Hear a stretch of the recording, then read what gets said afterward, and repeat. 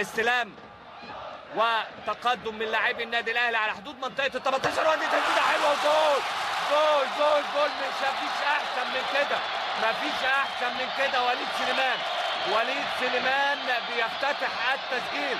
وليد سليمان بيفتتح التسجيل بمهاره فنيه عاليه، مش بقول لك مهارات ونجوم ولآلئ وجواهر في تشكيلة النادي الأهلي. وادي اللقطة الأولى، اللقطة المضيئة اللي بتسعد جماهير النادي الأهلي في الدقيقة 11 من عمر وزمن اللقاء. بص شوف وليد سليمان بيعمل إيه، بص شوف وليد سليمان بيعمل إيه. الكورة على طول واحدة والتانية مخطوفة خطف، مخطوفة خطف ورايحة في أقصى الزاوية اليسرى لإبراهيم عبد الجواد. لا تصد ولا ترد علشان